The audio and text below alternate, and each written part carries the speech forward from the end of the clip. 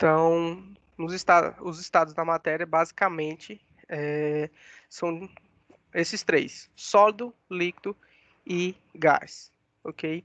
É, não existem só esses três tipos, existem outros, por exemplo, supercrítico, é, enfim, mas como base, nós temos esses três estados da matéria, que é o estado sólido, líquido e gasoso. Esses outros estados, é, provavelmente, se vocês pegarem termodinâmica, alguma disciplina mais aprofundada nessa área, talvez ele cite um pouco das propriedades, ok? Então, basicamente, quando a gente fala do estado, do estado sólido, líquido e gasoso, nós estamos não só falando da forma com que ele se encontra, né? Que é muito simples nós distinguir quando temos um material no estado sólido, quando ele está no estado líquido ou no estado gasoso. O interessante é o que ocorre entre as moléculas desses materiais. Por exemplo, aqui tem três exemplos, né? Um cubo de gelo, onde as moléculas estão bem próximas. Líquido, as moléculas têm um pequeno afastamento quando comparado com sólido, mas ainda estão próximas.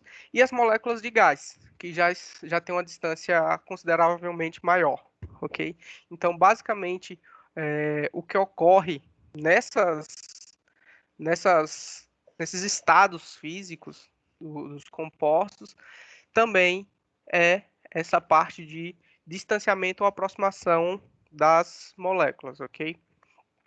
Na aula de hoje a gente vai falar mais sobre esse carinha aqui, estado gasoso, ok? Bom, os gases, eles têm algumas propriedades bem interessantes. Entre elas, eles podem ser expansíveis ou compressíveis, né? Acho que essas propriedades são bem fáceis de vocês observarem. Por exemplo, se vocês comprarem aqueles balão de gás e o balão estourar, aquele volume que antes ele ocupava no balão, né, ele passa a ocupar toda a área que você esteja. Por exemplo, se você estiver na sala de aula, com um balão desse de gás hélio, por exemplo, e você estourar o balão, o gás, as moléculas do gás hélio que antes estavam comprimidos naquele balão, ele passa a se expandir até tomar todo a sala. E essa propriedade de expansibilidade e compressibilidade, ou seja, ele ocupar uma área maior, um volume maior, ou você conseguir reduzir, pegar esse gás e colocar em um recipiente menor, comprimir o gás. Então, essas duas propriedades aí estão relacionadas a uma variável de estado. A gente fala variável de estado porque essas variáveis que a gente vai ver, elas interferem diretamente no estado físico da matéria. Então, expansibilidade e compressibilidade está ligada diretamente com o volume, né? Porque quando você expande, você tem um aumento no volume, e quando você comprime, você vai ter uma redução desse volume. E quando você também está alterando por expansibilidade ou compressibilidade, essa propriedade do volume, né? Que o gás antes que estava num volume pequeno do balão, por exemplo, de 10 centímetros quadrados, pegar um balão pequeno, 10 centímetros cúbicos, desculpa, e ele pode ocupar uma sala de 10 metros cúbicos, né? Então, quando você está variando isso, você também percebe uma ligação dessa propriedade agora volume com uma outra, que é a pressão, né? Assim também quando você comprime esse gás, ou seja, você pega um gás com um número de mols, uma massa constante, e reduz, você vai estar aumentando justamente você está alterando essa variável, pressão. Por exemplo, quando você vai calibrar o pneu do carro, da moto, né? Então, o que é que o compressor ele faz? Ele comprime o ar e pega o ar do ambiente e restringe a um espaço bem pequeno. Então, você observa isso pelo aumento da pressão. Então, seu pneu, quando está cheio lá, a pressão dele tá, geralmente o pessoal coloca aí 30 e poucas libras no pneu do carro, libra força, né? E isso quando o pneu está cheio. Quando o pneu murcha, você reduz o volume dele, então ele murcha, fica menor, então você vai ver um decaimento na pressão. Então, essas variáveis aqui, a gente começa a ver que elas estão ligadas. Para falar de pressão, eu tenho que primeiro defini-la formalmente aqui para vocês. Eu acho que vocês talvez já viram isso em física, não sei, mas eu vou defini-la aqui. A pressão é a força por área. Força, eu tenho certeza que vocês já viram, né? Que força é uma grandeza física que ela é resultado de uma massa vezes uma aceleração. Todos nós, aqui na superfície da Terra, estamos sujeitos a uma pressão chamada pressão atmosférica, né? E de onde é que vem essa pressão atmosférica? Eu botei uma imagenzinha aqui para mostrar como é que funciona. Nós, quando aqui na superfície, estamos sujeitos a uma coluna de ar, né? Sabemos que tem uma coluna de ar e como é feito esse cálculo dessa pressão atmosférica? Ele considera 1 metro quadrado, ou seja, uma área, então essa área aqui é de 1 metro quadrado, e a força é calculada através da força gravitacional que o peso dessa coluna de ar exerce sobre 1 metro quadrado na superfície. Então a gente tem que força é massa vezes aceleração. Então qual é a massa? A massa é a dessa coluna de ar, que é equivalente a 10 elevado a 4 quilogramas. Ok? Então, quando você tem essa massa, a aceleração é a aceleração da gravidade, que é aproximadamente 9,81. Então, você tem massa, aceleração da gravidade e a área. Então, quando você faz essa relação dessas variáveis, você vai encontrar a pressão atmosférica, que em ATM equivale a 1. Na unidade atmosférica equivale a 1. Ok? Existem outras diversas unidades, vocês talvez já devem ter ouvido falar, por exemplo, como eu citei do pneu do carro, quilograma, força, quilograma por polegada quadrada, unidade de Pascal. Então, enfim, são vários tipos de unidade. Milímetro de mercúrio, que também é bastante utilizado. Então, uma pressão, um ATM, que é uma pressão atmosférica, equivale a 760 milímetros de mercúrio. Enfim, são vários. Isso aí, conforme a gente for realizando exercício, vocês vão praticando, ok? Então, para estudar os gases, então temos algumas leis que regem o estudo dos gases. A primeira delas é a lei de Boyle, ok? Na lei de Boyle, ele diz que para uma determinada quantia de gás, N, ou seja, N a gente viu que é o número de mols, né? Que número de mols, por sua vez, está relacionado à massa. Então, para uma determinada quantia de gás, ou a massa de gás, e uma temperatura fixa, T, o volume do gás diminui se a pressão aumenta. Por outro lado, se a pressão diminui, o volume do gás aumenta. O que é que a lei de Boyle está querendo dizer com isso? Matematicamente, ele está querendo nos informar que a pressão é uma grandeza inversamente proporcional ao nosso volume, ok?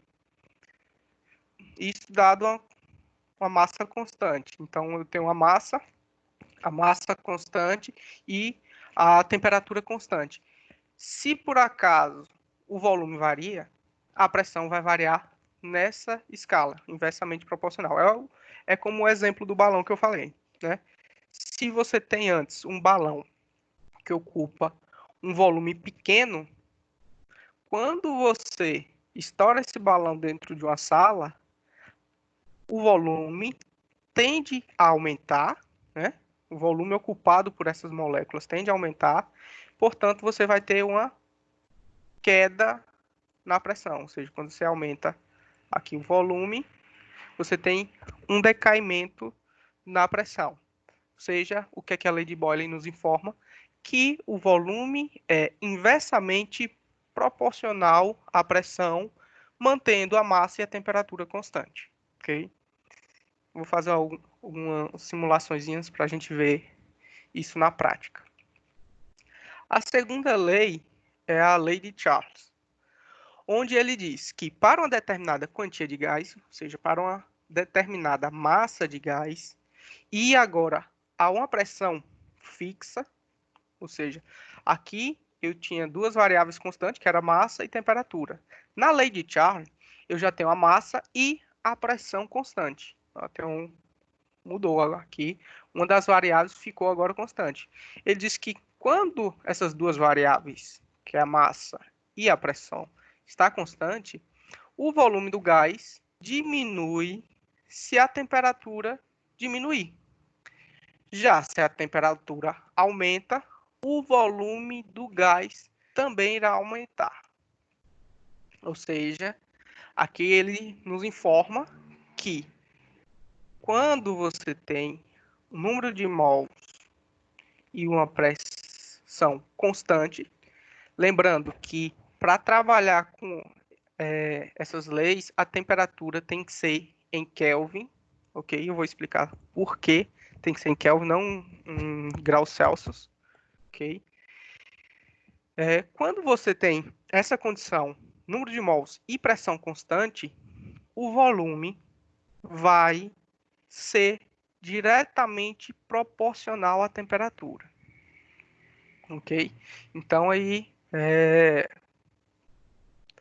por exemplo, aqueles balão, né? Ou até um balão mesmo, um balão simples. Se você encher um balão com ar, ele vai estar a temperatura ambiente, então ele vai ter um determinado volume, vai ocupar um volume aquele balão. Se você pegar aquele balão de festa, né, que você encheu e colocar na geladeira, ou seja, você reduzir a temperatura dele, você vai ver o que vai acontecer. O volume dele, por conta da temperatura, vai tender a diminuir também. Então, se você colocar um balão mais ou menos de 10 centímetros cúbicos dentro da geladeira, quando você tirar lá, depois de algum tempo, você vai ver que ele reduziu o volume para 5, por exemplo, pela metade, dependendo do tempo. Isso, pela lei de Charles, me informa que o volume é proporcional à temperatura, ou seja, se você pegar esse balão e aquecer, ele vai aumentar o tamanho. Se você resfriar, você vai reduzir o tamanho, ok?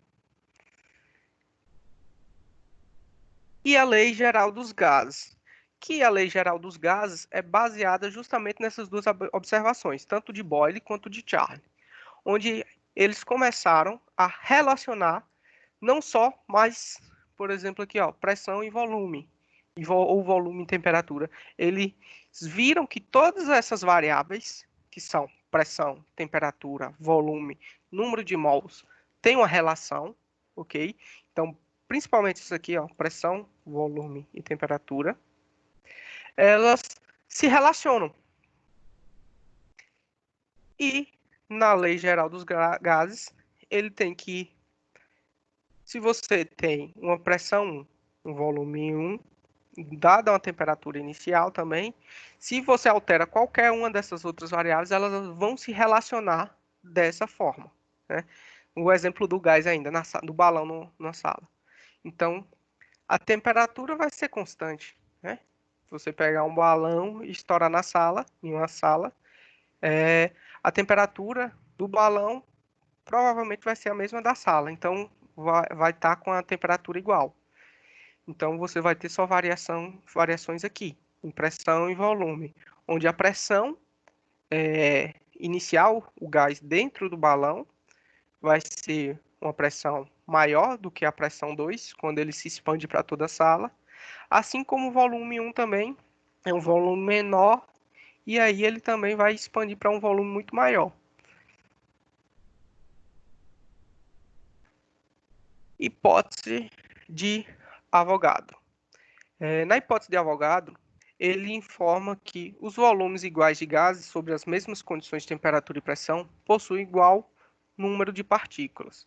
O que ele quer dizer com isso? Ele quer dizer que quando você tem a temperatura e a pressão constante, seu volume é proporcional ao número de mols.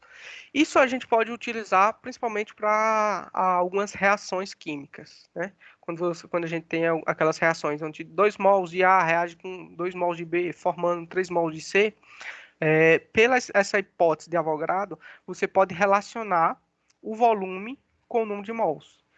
Por exemplo, se você tem 1 mol de A, vou colocar aqui, A mais B gerando 2C.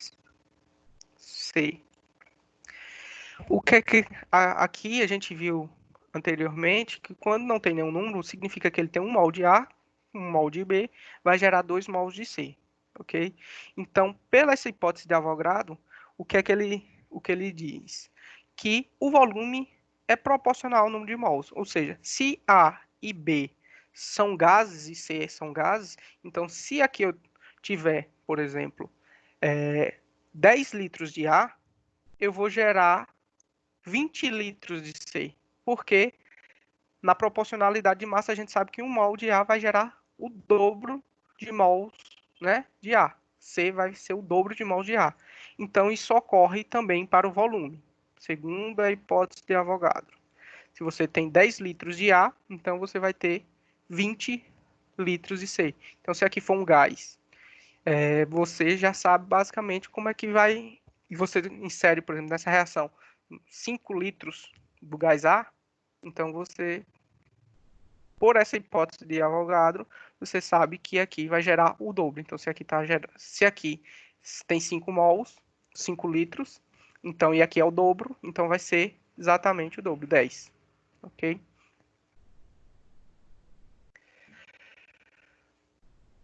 A lei do gás ideal. Porque até aqui a gente viu a lei geral dos gases. Só que existe uma lei chamada a lei do gás ideal, ou simplesmente gás ideal, né, que utilizamos bastante, principalmente nos estudos de gases. E qual é basicamente a diferença? É a inserção dessa constante universal dos gases, ok? Então, na lei universal dos gases, utilizamos essa constante, o R, e através dessa constante conseguimos relacionar pressão, volume, número de mols e temperatura, ok? Como é que eu chego nesse valor dessa constante? Como é um valor constante, né? É igual π, π sempre vai ser 3,14 tarará. Então, essa constante tem um valor único, que vai, que, que na verdade é um valor único, só que vai depender do tipo de unidade que você está utilizando. Se a gente pegar essa equação aqui que eu circulei em vermelho, onde ela diz PV igual a nRT, e eu isolar, passar aqui o N e o T está multiplicando, eu passar para o outro lado da igualdade, a gente sabe que quando eu tenho uma variável de um lado da igualdade e eu passo para o outro lado, eu passo com a operação inversa, ok? Então, como N e T estão multiplicando, vai passar para o outro lado aqui, ó, dividindo PV, ok?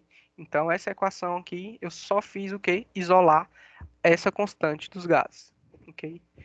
E aqui, ele diz que nas CNTP, que é as condições normais de temperatura e pressão, né? Quais são essas condições?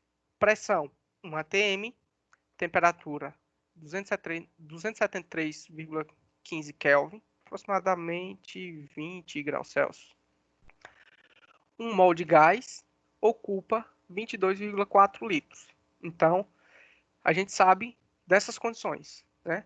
Que 1 mol de gás ocupa, de qualquer gás, isso aqui depende do gás, se é hélio, se é hidrogênio, nitrogênio. Então, se você tiver 1 mol de gás, o gás tende a ocupar 22,4 litros. E na pressão de 1 atm e temperatura de 273 Kelvin, então, através dessas condições normais de pressão e temperatura, conseguimos encontrar o valor da constante R. Lembrando que o valor que a gente vai encontrar aqui, quando eu desenvolver, vai ser a constante em função dessas unidades aqui, ó, litro, atm, Kelvin, mol, ok? Então, pressão, 1 atm, eu só vou pegar essa informação e substituir aqui. Volume, 22,4, substituir aqui no valor de V. N, 1 mol, substituir no valor de N. E T, substituir aqui, ó, na temperatura. Então, vai ficar dessa forma. Pressão 1 atm, então 1 atm, tá ok. Multiplicando o volume, 22,4 litros, N, 1 mol, que é o número de mol que um gás ocupa, 22,4 litros, e a temperatura, 273,15 Kelvin. Arredondei aqui, 273. Quando a gente calcula isso, a gente vai achar uma constante dos gases, R, de 0,082. Ah, professor, eu preciso fazer esse cálculo sempre aqui? Não, aqui eu só mostrei de onde é que vem esse valor, ok? De onde é que vem esse valor. De onde é que a constante dos gases vem? Ele vem justamente das condições normais de pressão e temperatura. E eu posso adotar para 10 atm? Sim. Para 500 Kelvin? Sim. Esse valor aqui da constante dos gases, além, assim, mesmo sendo obtido nas condições normais de temperatura e pressão, ele serve para relacionar essas variáveis aqui, independentemente das condições dela, ok? Isso, lembrando que a gente está estudando a gás ideal. Aqui eu trouxe outros valores, então esses valores aqui são constantes e são equivalentes, ó. 0,082 atm litro mol Kelvin é exatamente a mesma coisa de 62,3. Só que a pressão vai estar em milímetro de mercúrio, o volume em litro, mol em Kelvin. Então, se você for utilizar cálculos, por exemplo, que tenha milímetro de mercúrio, você pode utilizar esse valor aqui, ou você converter milímetro de mercúrio para atm. Tanto faz. Só lembrando de cada unidade você deixar relacionando com a unidade correta. Então, se você tiver pressão em atm, volume em litros, mol, e a temperatura sempre vai estar em Kelvin, né? Então, você vai basicamente observar mais essas duas variáveis aqui. Temperatura sempre vocês têm que manter em Kelvin. Então, aí, a depender da unidade de pressão e volume, ou pode estar também dessa forma, que é o Joule, mol Kelvin. Então, você vai usar um valor diferente para R, ok? A priori, vamos nos concentrar nesse aqui. Então, utilizando a lei universal dos gases ideais, ou o modelo do gás ideal, a gente também pode obter algumas informações, né? Além do número de mols, a gente pode obter, por exemplo, a massa ou até mesmo a densidade do composto. Como? Então, eu tenho essa equação do gás ideal, ok? Onde eu relaciono as minhas variáveis de estado dessa maneira, onde PV é igual a nRT, sabendo, né, que o número de mols é minha massa sobre a massa molar, então daqui eu consigo tirar a massa do meu composto. Dessa forma, eu posso relacionar essas variáveis não mais só com o número de mols, eu posso relacionar também com massa. E como a gente também tem a propriedade de densidade, que é massa por volume, por exemplo, a densidade da água a 20 graus Celsius é aproximadamente 1 grama por centímetro cúbico, ou 1 grama por ml, ok? Então, essa é a unidade a medida de densidade, uma das medidas de densidade, unidade de densidade. Então, como você tem que a densidade é massa sobre volume, e aqui, ó, olhando essa equação, tem um volume aqui e massa aqui, se eu passar essa variável volume para cá dividindo e essa massa molar eu jogar para cá, ou seja, eu trocar essas duas variáveis de local, ó, volume vir para cá e a massa molar vir para cá, eu posso relacionar aqui dessa forma e isolando aqui, sabendo que M sobre V é densidade, RT está multiplicando, eu posso passar para cá operação inversa da multiplicação, que é a divisão, então eu posso obter também a densidade, ok? Então essa equação do gás ideal, eu posso relacionar pressão, ok? Volume, número de mols, massa ou densidade, com temperatura, ok? Então, para resolução de problemas onde você necessita saber pressão, volume, temperatura ou massa, a depender das informações que você tenha para gás, você pode utilizar o modelo do gás ideal.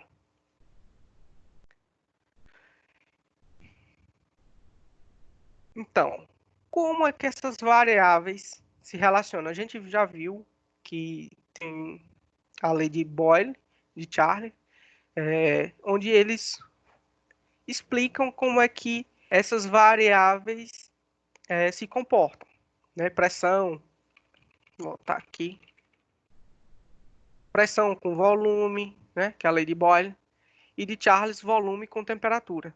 Agora, como é que ocorre essa relação dessas variáveis num sistema fechado, a nível molecular?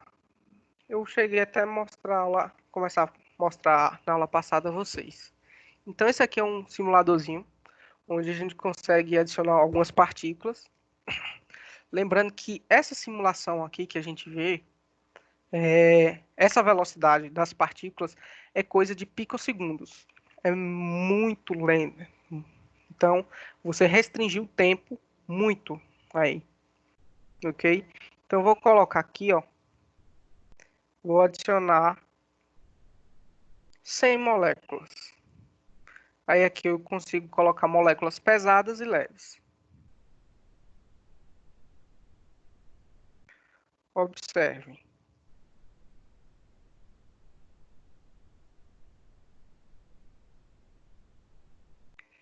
Vou medir aqui o tempo para vocês observarem.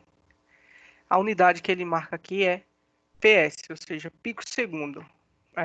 Para vocês terem noção dessa escala, é como se você tivesse 10 elevado a menos 12 segundos. Então, é 0,00000000000 segundos. 1 segundo. Então, é um tempo muito curto. Então, aqui a gente pode observar essas variáveis, ó, aqui em cima. Temperatura, pressão e número de mols, as moléculas que estão aqui dentro, ok? O volume, aqui ele dá para ver também, ó, 10 nanômetros. É como se a gente pegasse e desse uma observada no microscópio num balão, ok? Então a gente está olhando lá microscopicamente o que é que está acontecendo com essas moléculas. O que é que a gente pode observar? Que essas moléculas, elas ficam um pouco afastadas, né? Sempre em movimentação. Sempre em movimentação. E com certa velocidade, né? Agora, se eu esfriar aqui, ó, deixa eu ver se dá para esfriar. Quando eu vou reduzindo a temperatura, lembrando que a temperatura lá está em Kelvin, ó. Quando eu começo a diminuir muito a temperatura, vocês observam que as moléculas começam a diminuir essa velocidade, começam a diminuir a sua energia. 4 Kelvin, 3 Kelvins, 2, 1. Ele não vai chegar a zero, vai ficar nenhum. Vocês observam, quanto mais eu se aproximo de 0 Kelvin, graus Kelvin, então as moléculas praticamente ficam paradas, né? Então, essa é a primeira relação. Então, basicamente, a nível microscópico, o que é a temperatura? A temperatura é a agitação dessas moléculas. Então, se você retira essa energia dessas moléculas, né, você está tirando a temperatura, então o que vai acontecer com essas moléculas é que elas vão tender a ficar estagnadas, paradas. Estão me ouvindo, pessoal?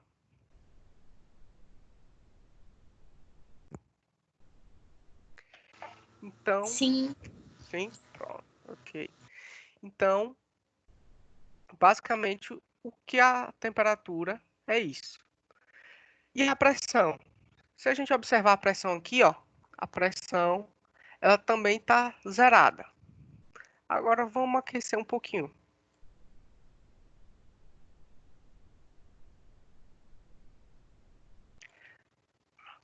Eu aqueci um pouquinho, a pressão já deu uma variada aqui.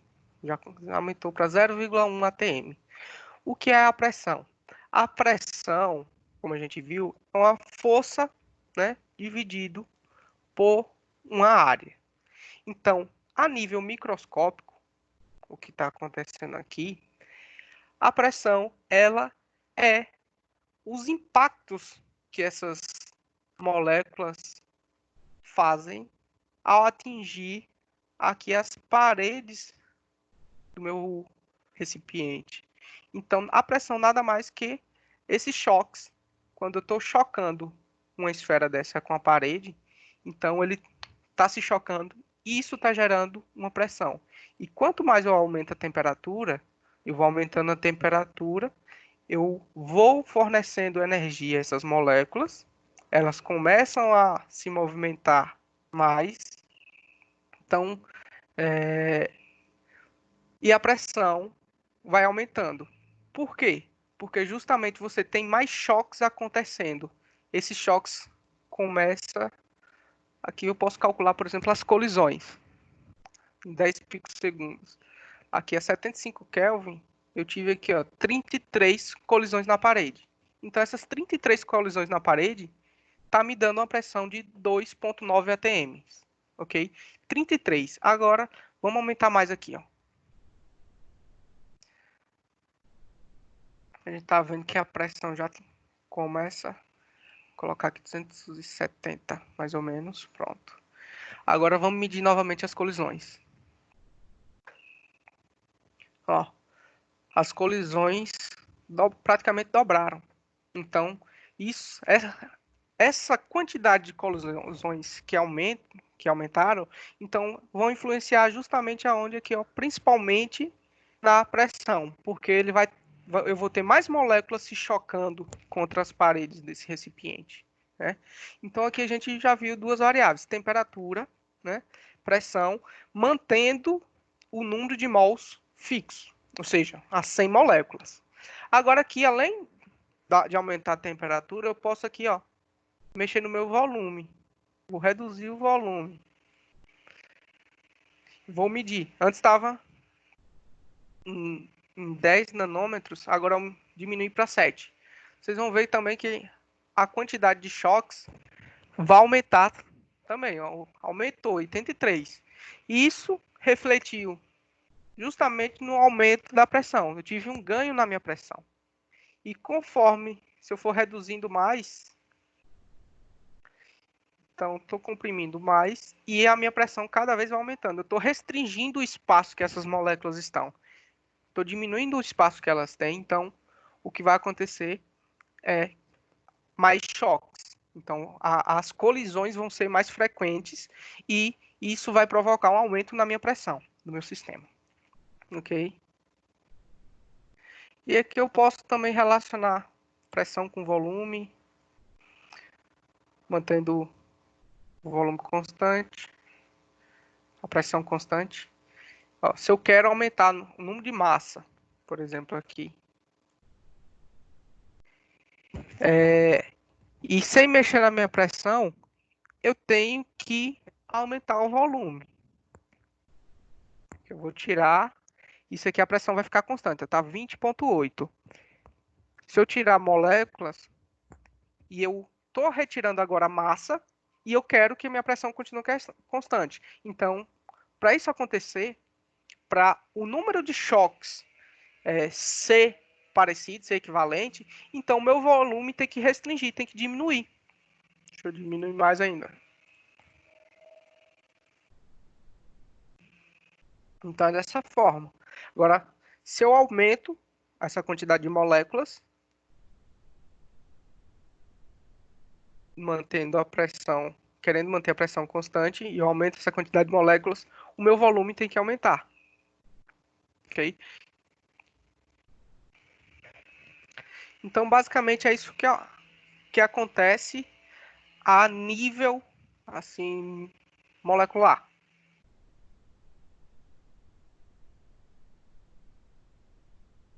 Tem alguma pergunta, alguma dúvida? Ou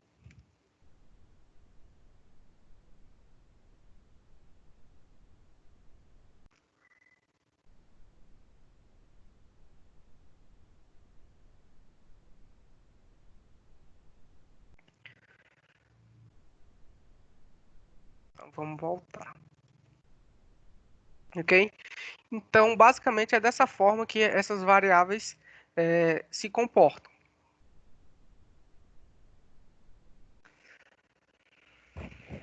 Lembrando, só mais um detalhe aqui. No modelo do gás ideal, eu vou falar um pouco mais para frente, mas é, é um modelo que ele desconsidera as interações entre as moléculas, ok?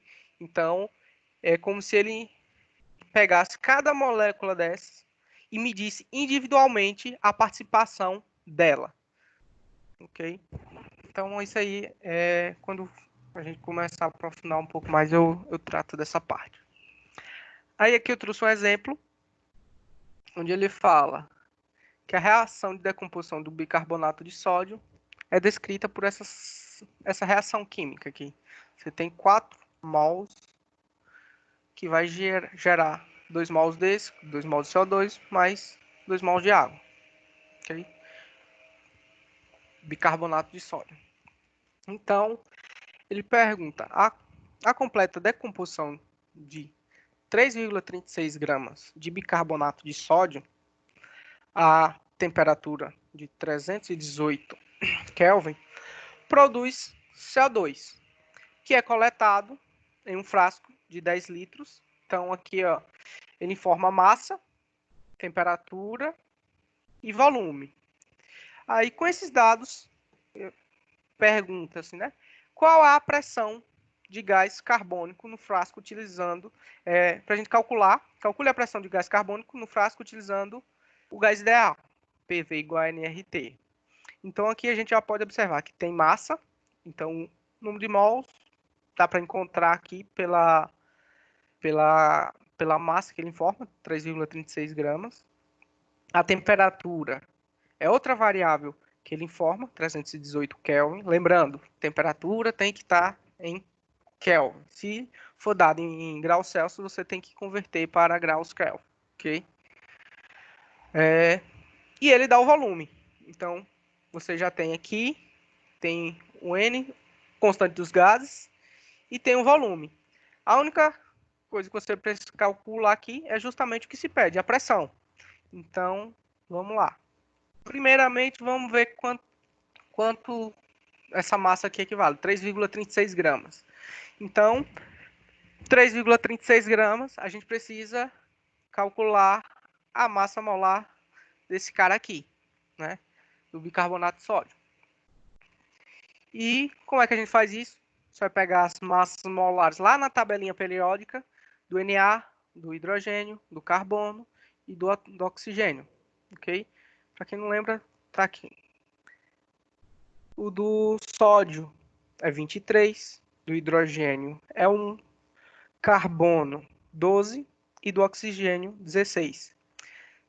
Quando a gente faz a análise desse composto, a gente sabe que ele tem um átomo de sódio, um de hidrogênio, um de carbono e 3 de oxigênio. Então, só multiplicar isso aqui por 3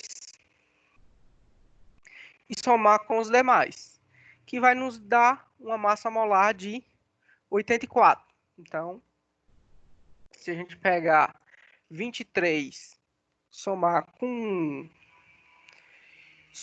12 e somar com 16 vezes 3, 48. Então, 48 mais 12, mais 1 mais 23, vai dar 84. Então, essa é a minha massa molar do meu bicarbonato de sódio. Então, primeira coisa é achar a minha massa aqui, o número de mols que essa massa equivale, 3,36 gramas. Temos que converter para mol. Então, aqui, se eu tenho 3,36 gramas, ok? E o meu composto é uma massa molar de 84 gramas por mol. Então, aqui eu vou ter, em 3,36 gramas, eu vou ter 0,04 mol, ok? Então, a primeira coisa que a gente fez foi achar o número de mols. E agora, a gente tem que calcular a pressão do gás carbônico. Ora, vamos lá. Vamos analisar aqui. Eu tenho 4 mol de bicarbonato de sódio. E esses 4 mols vão me gerar... Aqui, ó. Ele pede para calcular a pressão do CO2, do gás carbônico. Então, se para cada 4 mols eu formo 2, né? Aqui eu calculei que eu vou ter 0,04. Então, só fazer uma regrazinha de 3, ou nem precisa, né? Porque como aqui vai ser metade, se eu tenho 0,04, aqui vai ser 0,02 mols, né? Então, como você tem uma massa de 0,04 mols, então você vai produzir aqui ó, de CO2 0,02. Lembrando que a gente tem que calcular a pressão do gás carbônico. Então, o número de mols do gás carbônico é justamente 0,02. Substituindo na equação, PV igual a nRT, o volume que estava multiplicando aqui a pressão, você vai passar dividindo, né? Então, você tem N, R, T dividido pelo volume. Então, o número de mols do CO2, você já achou que é 0,02. A constante dos gases é 0,82. E a temperatura, ele informa aqui que é 318 Kelvin, que é 0,3, botei 0,2. E o volume, 10 litros. Então, calculando aqui, você vai achar 0,052 atm. Professor, de onde é que surgiu essa unidade aqui? Justamente, se você for fazer uma análise das dimensões que eu tenho aqui, ó, eu tenho mol.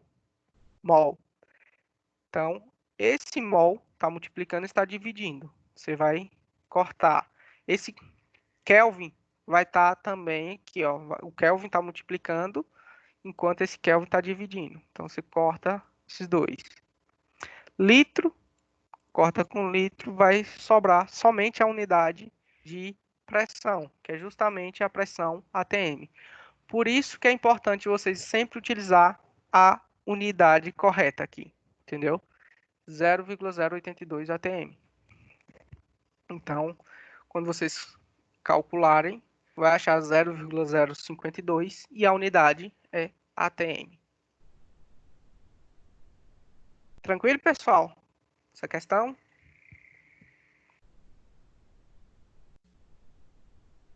Dúvida? Tá, mas por Dúvidas? que se usa Kelvin? Kelvin é porque Kelvin é a medida universal para esse tipo de caso. Porque como eu mostrei no simulador, quando você tem 0 Kelvin, você tem menos energia, menos choques acontecendo na parede, correto? Quando você usa, se você usar, por exemplo, grau Celsius, 0 graus Celsius não é, você não tirou toda a energia. Então, a escala de Kelvin, no número 0, significa que você esgotou toda a energia ali do sistema, entendeu? Por isso que se utiliza Kelvin.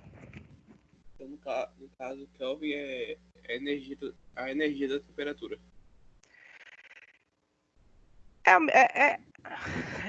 É porque assim, a temperatura basicamente é uma medida de energia, né? Quando você vai aquecer, por exemplo, você aquece quantos joules, né? A temperatura, na verdade, ela está ligada diretamente com a energia.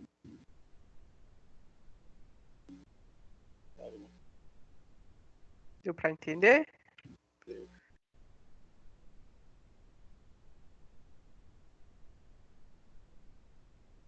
Então, basicamente, em todos os cálculos assim, que envolvem química, onde é observado do ponto de vista também microscópico, termodinâmica, por exemplo, a temperatura padrão é Kelvin, por conta justamente dessa relação dela com a energia do sistema. Ok? Misturas de gases. A gente viu aqui só com um tipo de gás, um tipo de molécula, né? Vocês acham que se eu colocar moléculas diferentes, vai ser a mesma coisa? Por exemplo, vou colocar aqui outros tipos de moléculas. Vocês observam que essas moléculas mais leves, elas são mais rápidas, ó.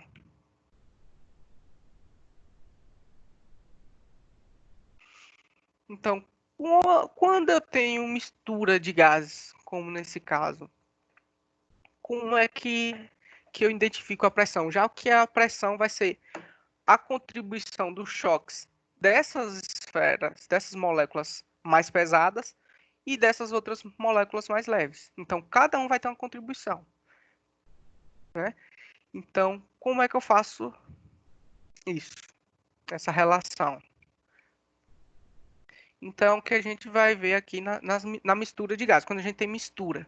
Por exemplo, o ar, deu um exemplo aqui, o ar que nós respiramos, ele é homogêneo, porém, ele é uma mistura de gases, né? Mesmo ele sendo homogêneo, é uma mistura de gás, onde a maior parte dele, quase 80%, é o gás nitrogênio, um inerte, e 21% oxigênio, 1% de outros compostos, de outros gases, ok?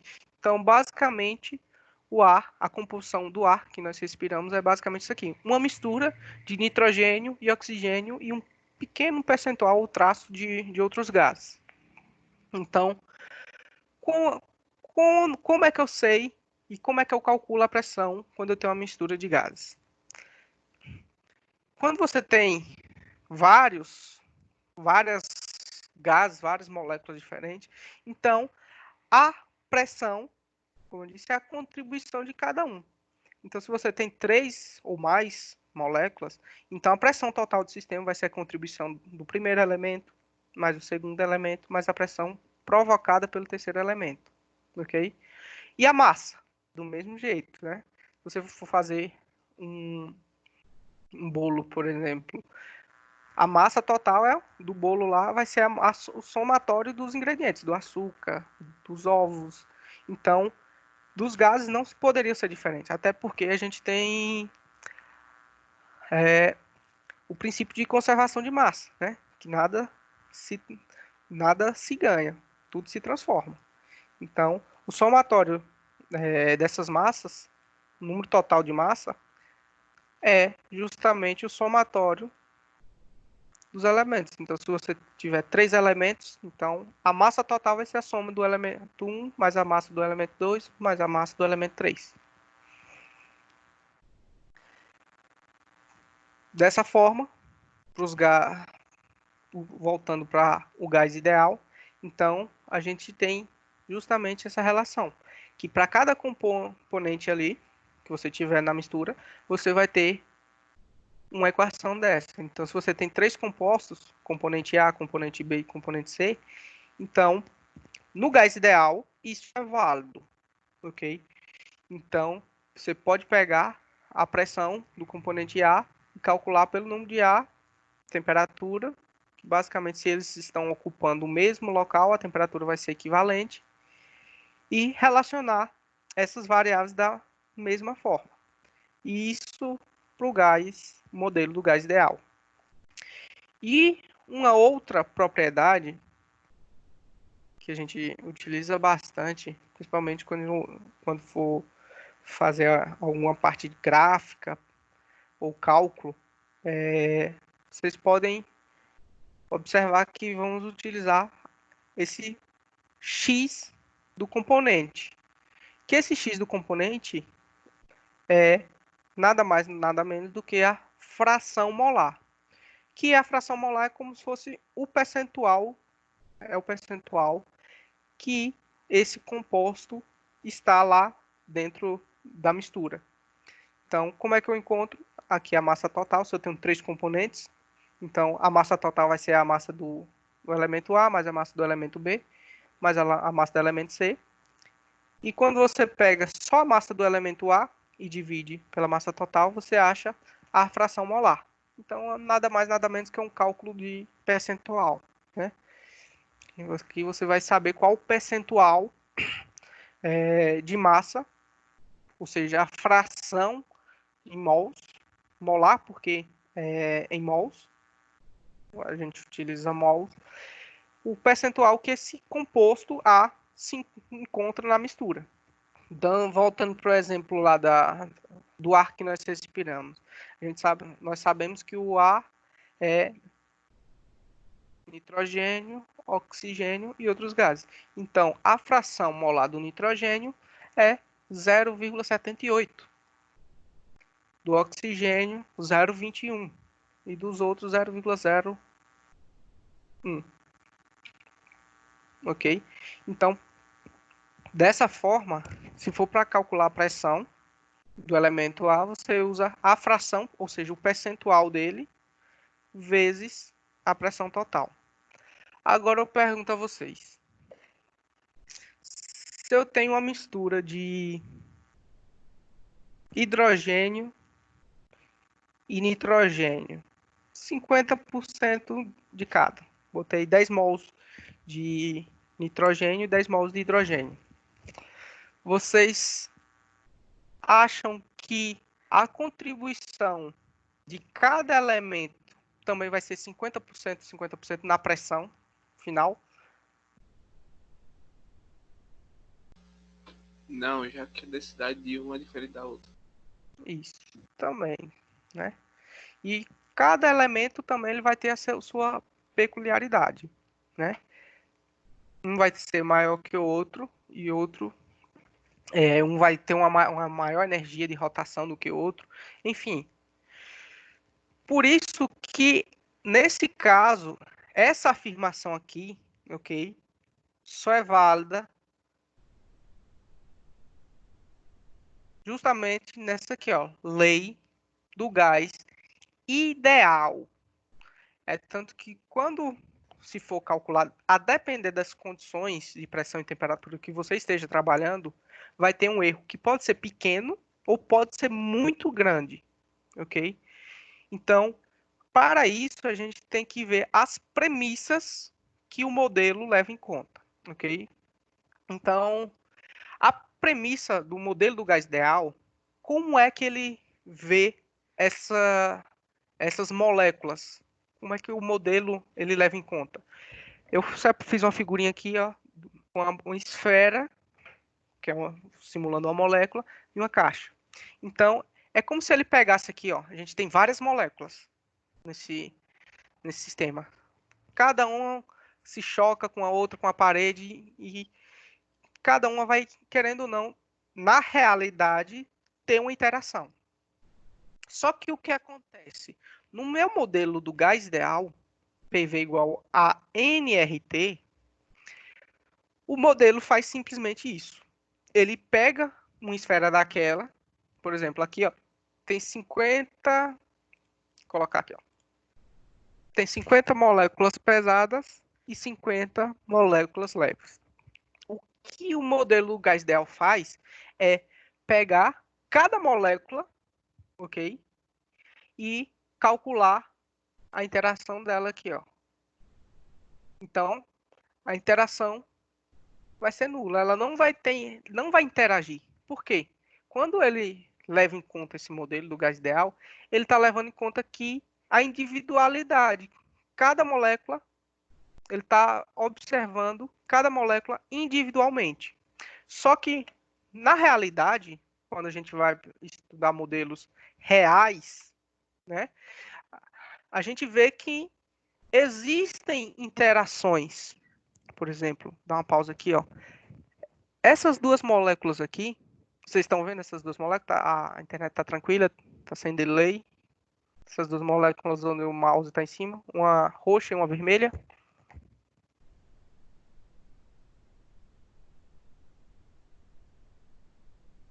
Dá para ver aí?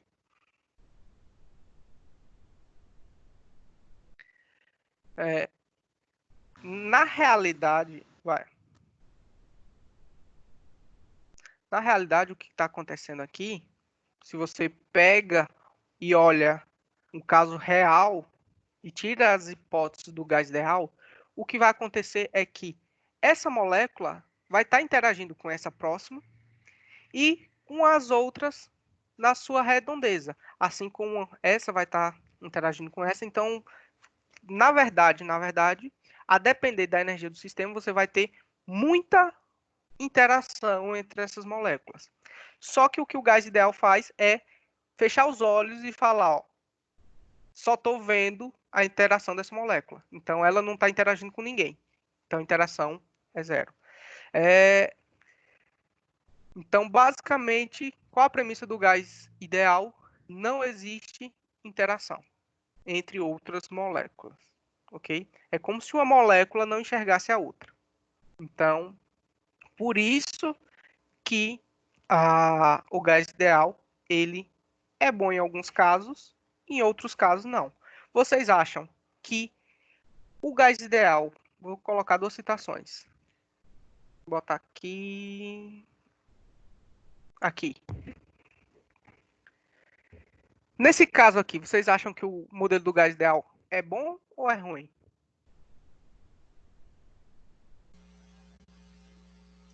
Bom, Bom. Por quê? Se o modelo do gás ideal fala, ó, essas moléculas não se enxergam. Então, tá vendo que elas estão bem distantes uma da outra? A interação entre elas aqui tende a ser praticamente nula, né? Vocês observam aqui que dificilmente elas vão se chocar. Então, se elas não se aproximam tanto e não se chocam, então elas não vão interagir. Se chocou agora, né? Mas é muito mais difícil do que, por exemplo, nessa situação aqui.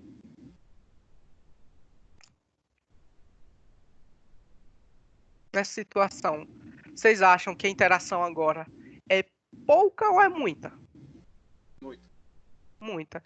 Existe o espaço que essas moléculas estão é muito curto, então elas se aproximam mais uma da outra, se chocam mais, existem mais atividades entre elas. Se vocês observarem, dê uma pausa aqui, ó, moléculas se chocando, então elas vão estar interagindo em vários grupos. Então, por isso que em alguns casos, o modelo do gás ideal é bom. Então, se você, dependendo da sua situação, você pode usar o modelo do gás ideal e calcular que vai ficar bem próximo do do modelo real, quer dizer, o modelo vai ficar bem próximo da sua situação real, mas em alguns casos não funciona, vai fugir muito.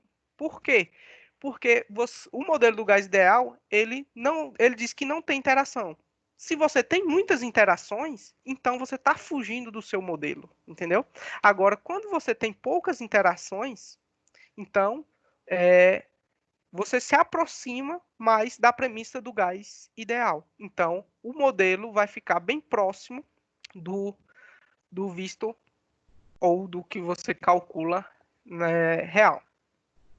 Então, aqui tem algumas outras premissas. Ó. T e N, ou seja, temperatura e número de mols constantes. Ao diminuirmos o volume do recipiente que armazena um gás, aumentamos as colisões das moléculas com as paredes do recipiente, de modo que aumentamos a pressão. Foi justamente o que a gente viu, né? Então, quando a gente diminui o volume, né, o que é que acontece? O espaço que essas moléculas têm é muito curto, é muito menor. Então, você aumenta essas colisões das moléculas com as paredes, né? E isso vai refletir no aumento da pressão. Por isso que o volume é inversamente proporcional o volume é inversamente proporcional à pressão. Também, novamente, temperatura e agora volume constante. Ao aumentarmos o número de moléculas em um recipiente de volume fixo, aumentamos os choques moleculares. Portanto, aumentamos a pressão. Então, foi o que eu fiz. Quando você mantém lá o volume fixo, né? No primeiro caso, ele pega e diz que se você diminuir o volume, você vai ter um aumento da pressão, que é 72. Se eu diminuir mais o volume, vai para 84. Justamente por conta dessas colisões. Agora, se você deixa o volume fixo, e a temperatura fixa, e você aumenta o número de moléculas, ou seja, você aumenta o número de massa, está 48,9. Se eu aumentar a quantidade de massa, eu também vou ter um aumento da pressão. A pressão aqui vai aumentar. E quanto mais massa eu coloco lá dentro, maior vai ser a minha pressão. Justamente porque as moléculas vão se chocar mais com a parede. Número de mols e volume constantes. A pressão é decorrente da razão entre as forças das colisões e a área. Ao aumentarmos a temperatura, aumentamos a energia cinética das moléculas, né?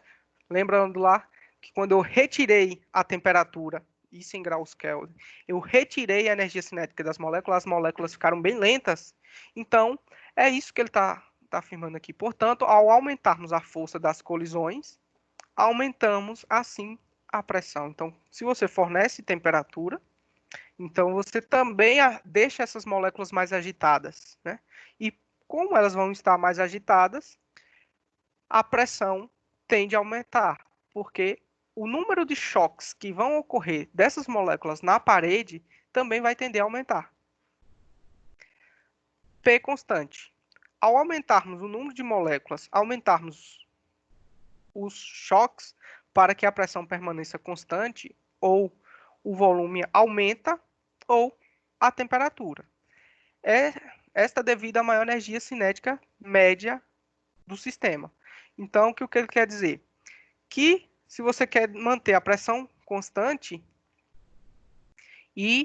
ou a pressão, você quer que a pressão permaneça constante, você vai ter que fazer o seguinte, ou aumentar o volume, porque com volume maior, né, então o número de choques vai tender a permanecer constante. Ou o volume aumenta, ou a temperatura aumenta. Essa energia tem que ir para algum canto. Se você não aumenta o volume, a temperatura e a pressão, você quer manter a pressão constante, a temperatura vai aumentar. Deixa eu ver se eu consigo mostrar isso aqui. Ele quer a pressão constante, variando a temperatura.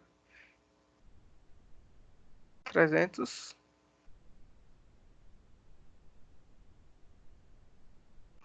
Aqui. tenho um volume pequeno e eu quero manter a pressão aqui, ó, 62,6. Se eu alterar o volume e eu quero manter minha pressão constante, uma variável que eu vou ter que mexer é a pressão. Ó, se eu aumentei aqui, ó, eu vou ter que aquecer, porque se eu aumento o meu volume, a distância entre as moléculas vai ficar maior, né? Então o número de choques vai diminuir. Só que uma forma que eu tenho de aumentar essa energia das moléculas a ponto de que as colisões permaneçam constantes é aumentar a temperatura. Então, quando eu aumento a temperatura, as moléculas vão ter mais energia e os choques vão permanecer equivalentes num espaço maior. Agora, se eu reduzo aqui, ó, eu tenho que resfriar. Então, ele diminui a temperatura. Então, se eu aumento o volume, eu tenho que aumentar a temperatura. Se eu diminuo o volume, eu tenho que diminuir a temperatura para manter a minha pressão constante.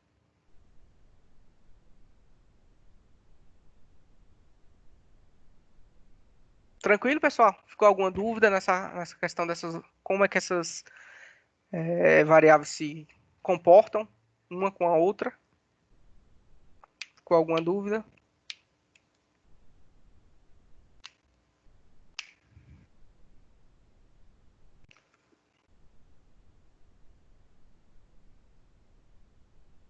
Carlos, Eduardo, Júlia, Renato, alguma dúvida? Tá tranquilo? Tá tranquilo. O senhor vai passar alguma lista de exercícios sobre esse assunto? Eu vou resolver mais um exercício aqui com vocês. Na verdade, eu vou deixar para vocês tentarem resolver agora. E aí eu volto para resolver. Vou deixar uns 10. Vocês acham que em 10 minutinhos, 20 minutinhos vocês resolvem?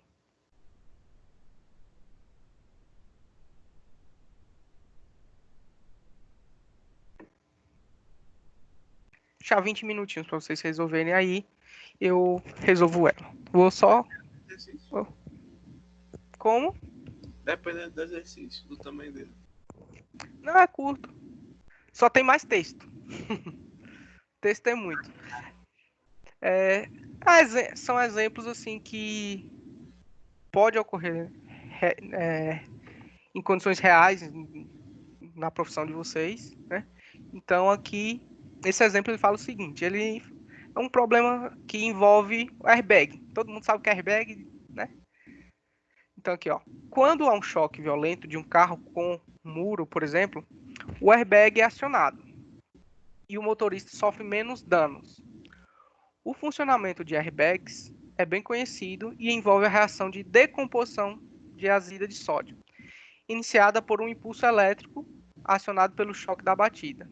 Nessa reação, são produzidos sódio, Na, e o gás nitrogênio. E esse gás nitrogênio que vai inflar o airbag e aqui ele dá a reação. Aqui ele dá a reação. Então você tem 2 mols de azida de sódio que tem outros componentes, mas só que não vai gerar gás. Então a reação principal é essa aqui. Então 2 mols de azida de sódio, que aí com um impulso elétrico lá, ele vai gerar 2 mols de sódio e 3 mols de nitrogênio. Lembrando que o nitrogênio aqui vai estar no estado gasoso e aqui vai estar no estado sólido. Aqui vai estar sólido e aqui gasoso. Então, a gente já sabe que aqui, essa parte aqui vai ser o gás. E aí ele pergunta aqui, ó, você está trabalhando em uma empresa que produz airbags para diversos compradores, com as mais diferentes aplicações, não apenas em veículos automotores. Um deles solicitou um airbag para teste que inflado ficasse com o volume de 8 litros, ok? O comprador solicitou que a pressão dentro do airbag fosse de 840 milímetros de mercúrio. Então, aqui ele já forneceu aqui, ó, volume de 8 litros pressão de 840 milímetros de mercúrio. E você deve, a partir dessas especificações do cliente, calcular a quantidade de reagentes, ou seja, aqui, ó, que deve ser utilizado, considerando a temperatura 22 graus Celsius e sabendo que a massa molar da azida de sódio é 65 gramas por mol, né? E aí? Como é que a gente calcula? E aqui ele já deu também a temperatura, né? Outra variável que vocês têm e é constante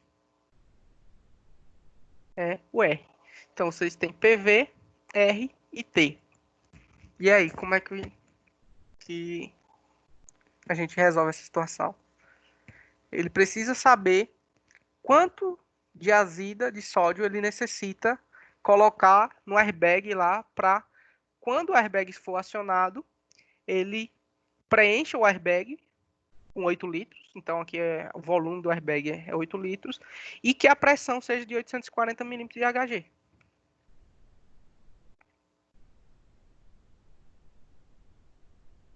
E aí?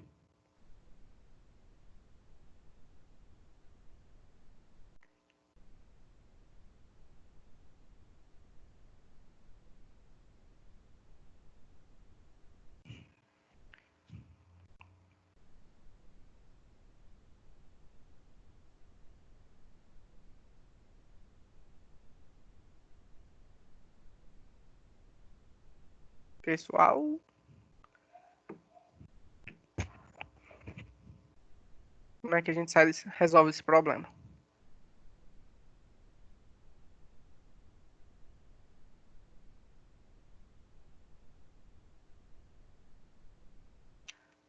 Dez minutinhos dá para vocês resolverem? Eu espero 10 minutos.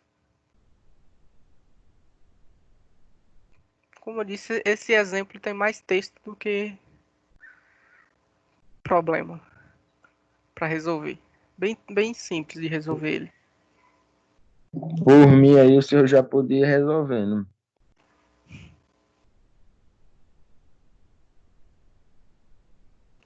Júlia, como é que a gente resolve esse problema, Júlia?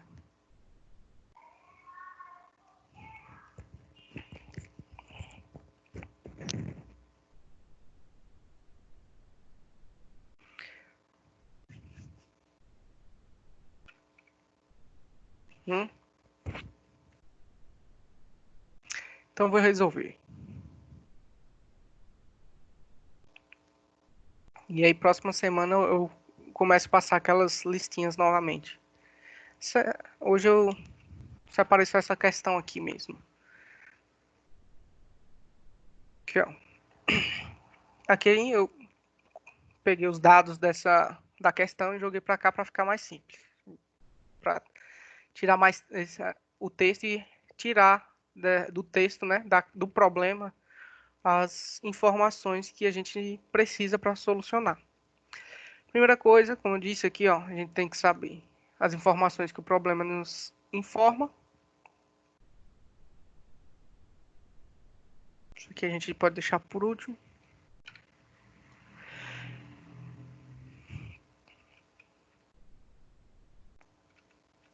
Vou colocar aqui. Primeira coisa são as informações que a gente tem, né? Como eu disse, ó, o volume de 8 litros, a pressão em milímetros de mercúrio. Como a gente está utilizando aqui, ó, o R na unidade de ATM, a gente pode converter essa pressão aqui de 840 para pressão ATM. Então, se você realizar a conversão de unidades, vocês estão tranquilos, né, pessoal? Eu acho que vocês estão pegando isso mais em física do que em química. Conversão de unidades, né? Vocês devem fazer isso bastante. Então, aqui você tem que 760 milímetros de mercúrio é igual a ATM. Então, dividindo aqui 840 por 760 vai dar aproximadamente 1,1 atm. Então, esse 840 milímetros de mercúrio é aproximadamente 1,1 atm de pressão. Ok? Temperatura, lembrando novamente, temperatura a gente tem sempre que colocar, nós temos sempre que colocar em Kelvin. Aqui, ó. Tem que converter para Kelvin. Então, 22 graus Celsius, que é a temperatura que ele informa, nós temos que converter para Kelvin, que é aproximadamente 295,15 Kelvin. Então, 22 graus Celsius é 295,15 Kelvin. A constante dos gases é um valor constante, como eu disse, indiferente da pressão, da temperatura, você vai utilizar esse valor, desde que pressão, volume e temperatura estejam nessas unidades, ou seja, atm, litro, que é o nosso caso aqui, ó, litro, mol e Kelvin. Então, aí a gente pega, primeira coisa é calcular o número de mols de CO2, né? Então a gente tem essas informações aqui, ó, 8 litros, 240 e essa temperatura. Essas informações foram passadas pelo cliente. Ó, eu quero essas condições. Então você tem que saber exatamente qual a quantidade de mols, né, do gás aqui, que é, no caso é o nitrogênio, é o gás nitrogênio. Quantos mols de nitrogênio você vai gerar? Porque essas informações aqui, ó, lembrando, ó, a azita de sódio, ele está sólido, aqui está sólido. O único que está no estado gás é o nitrogênio. Então, lei dos gases, ou gás ideal, a gente utiliza para gás. Então, nessa reação química, o único que a gente pode utilizar essa equação aqui é aqui o nitrogênio. Ok? Eu tenho que a relação é dada por PV igual a nRT, né? Então, só é passar o RT, que está multiplicando, ele vai passar aqui, ó, dividindo PV. Passei dividindo, agora só substituir. Qual o valor da minha pressão? 1,1 atm. Qual o meu volume? 8 litros. Qual o valor de R? 0,082. Qual é a sua temperatura? 295,15. Pronto. Efetuou o cálculo aqui, né? Lembrando, quando vocês forem fazer o cálculo na calculadora, vocês, se for fazer direto, né? Vocês lembrem de colocar o parênteses aqui, ó. Porque senão ele vai pegar e dividir só por esse valor e multiplicar todo o resultado por 295 depois. Então, se for fazer direto na calculadora, use os parênteses. Ou se for fazer por partes, melhor. Aí você multiplica aqui, ó, vai dar 8,8 e depois multiplica 0,082 vezes 295,15, que vai dar 24,20 aproximadamente. Quando você pega 8,8 e divide por isso, vai dar 0,36 mols. Então, achei aqui a quantidade de mols que eu vou precisar gerar lá de nitrogênio, né? Então, essa pressão é provocada por quem? Pelo gás nitrogênio no meu airbag. Então, e essa pressão, com esse volume, eu necessito de 0,36 mols. Só que o que ele pede? Ele pede para calcular a quantidade de reagentes. Então, você sabe que aqui, ó, é 0,36 e você precisa calcular qual a massa que você tem que botar aqui no início, porque o que você vai colocar é a azita de sódio, para que quando haja um impulso elétrico, ele gere 0,36 mols de nitrogênio, N2, gás nitrogênio, ok? Então, como é que eu descubro agora a massa?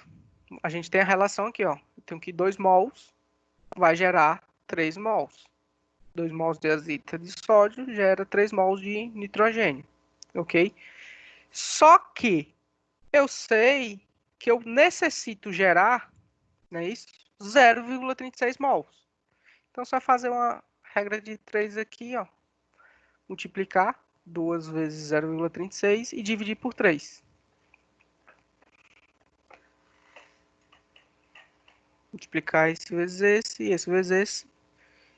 O 3 vai estar aqui, multiplicando x, depois, no final, você vai ter que dividir. Ele está multiplicando, vai passar dividindo, então vai ficar essa cara a equação.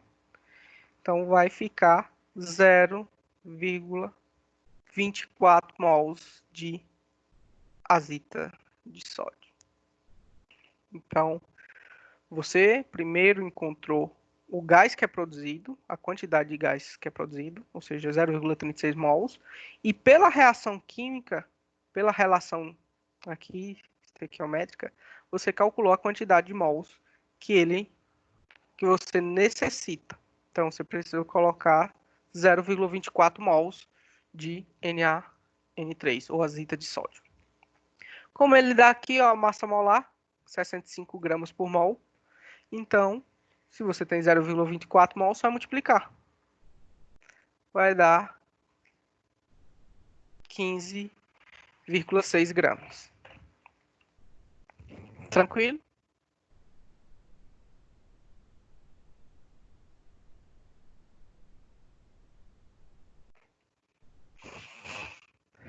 E aí, pessoal? Tranquilo? Deu para entender essa questão, a resolução dela?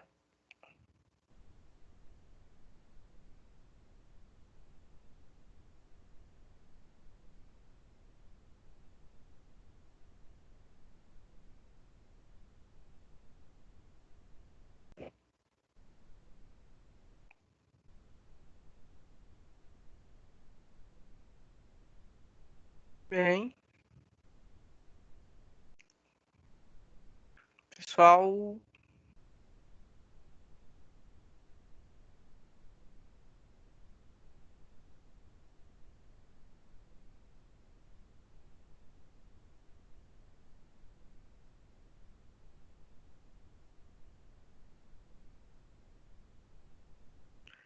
tranquilo? Entendi mais ou menos. Entendeu? Ficou com alguma dúvida em algum ponto aqui? Só nesse final aí. No final? Sim. Na qual parte? Em qual parte? Na segunda toda, aqui essa área aqui do lado direito?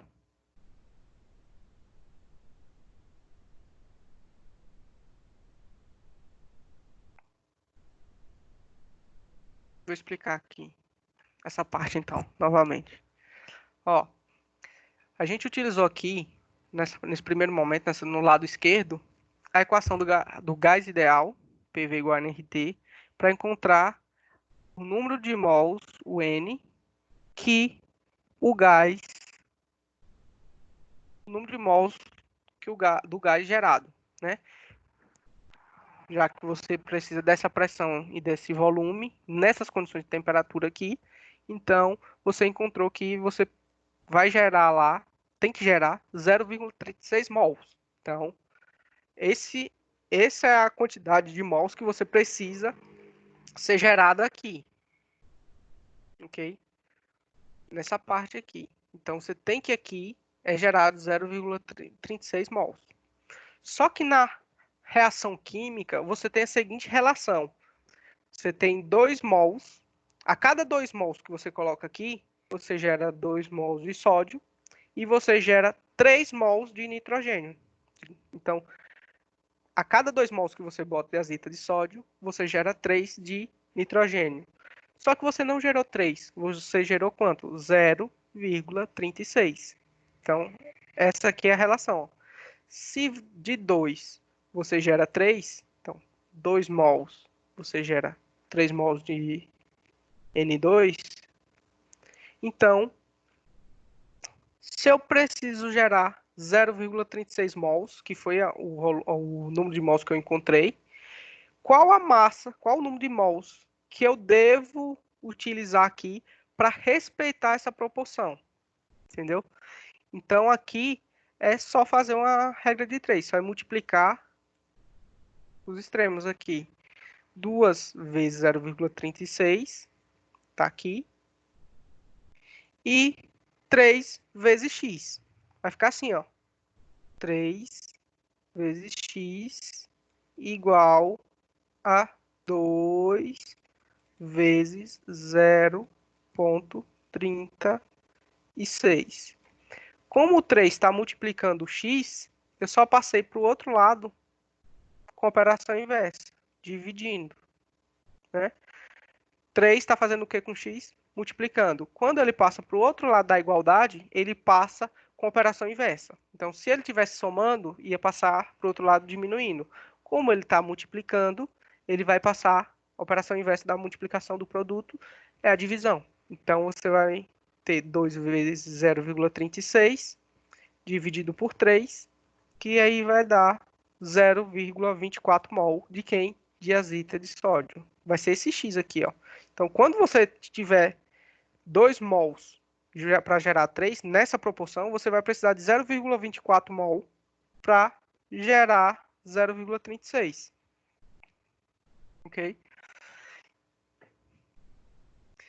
E aí, como ele já deu a massa molar, se não tivesse a massa molar, só era ir lá na tabela periódica e olhar a massa molar do Na e do nitrogênio vezes 3 e calcular. Vai dar 65. Mas aqui ele já informou na questão, 65. Então, é 65 gramas por mol.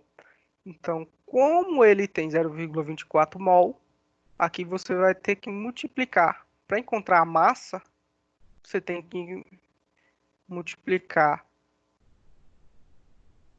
o número de mols vezes a massa molar, que é justamente essa equação aqui, ó. N é igual a massa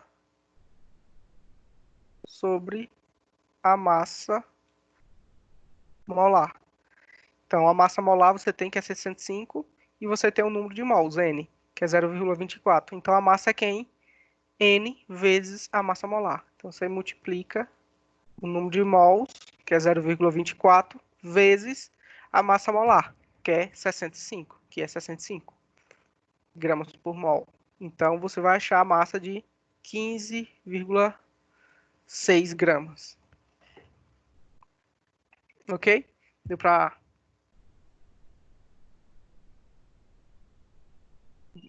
entender agora?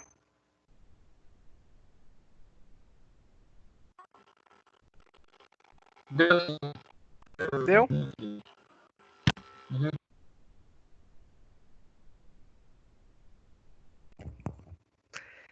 Alguma dúvida? Eu não separei nenhuma atividade para vocês fazerem para casa essa semana.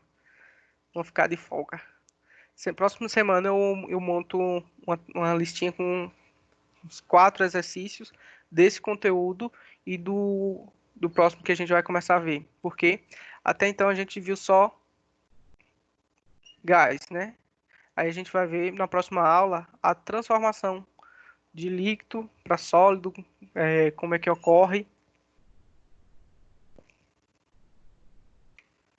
E aí, quando fechar essa parte, próxima aula, aí eu boto uma atividade só dessa parte, de estudo de gases, líquido e sólido.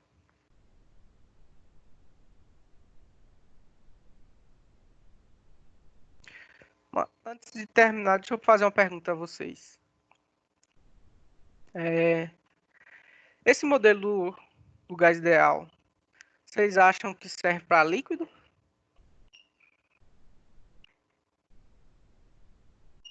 O que é que vocês acham? Serve para líquido?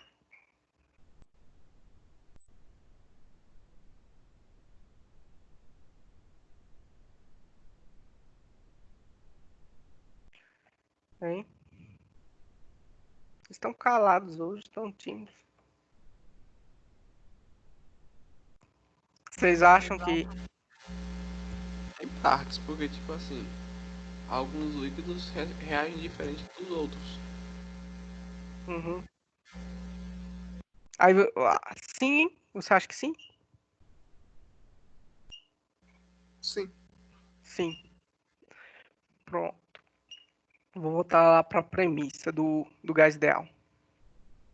Só para acabar com essas dúvidas dessa parte. O modelo do gás ideal, né? Aqui eu mostrei aqui que ele observa as interações de uma molécula de maneira individual. É como se as moléculas não se interagissem. Aí eu peguei e coloquei dessa forma aqui, ó.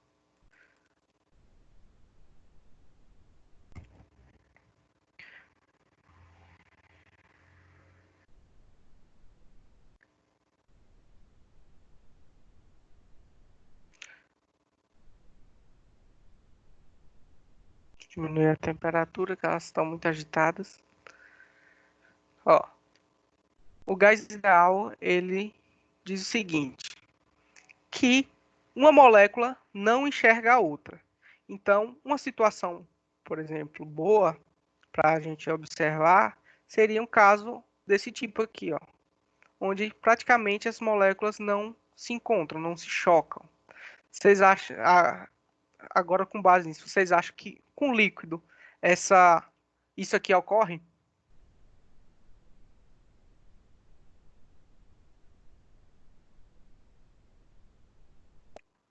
No líquido, que é o que a gente vai ver na próxima aula, acontece isso aqui, ó. A gente tem gás, que foi o que a gente estudou, ó a distância das moléculas, né? Agora, quando eu coloco no líquido, aqui é um fluido que está no estado líquido. Vocês acham que a interação aqui entre as moléculas é menor, maior ou igual do que quando elas estão assim, no estado gasoso?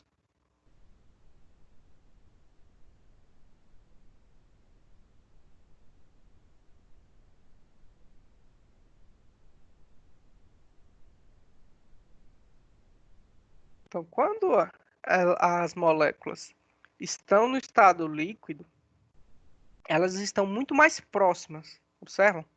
Dá para observar que elas estão muito mais próximas do que no gás.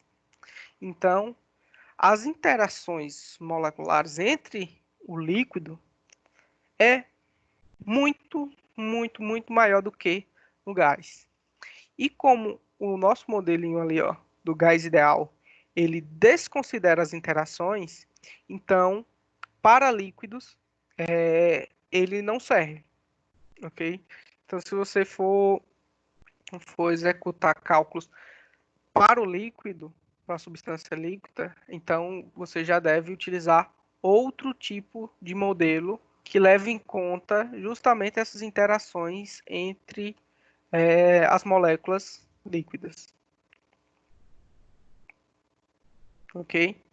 Então, basicamente isso. Beleza, pessoal? Ficou claro essa parte? Gás ideal é bom quando para gás, ok? E em algumas condições, quando você tem um volume muito grande, ok? Ou quando você tem baixas pressões e temperaturas elevadas.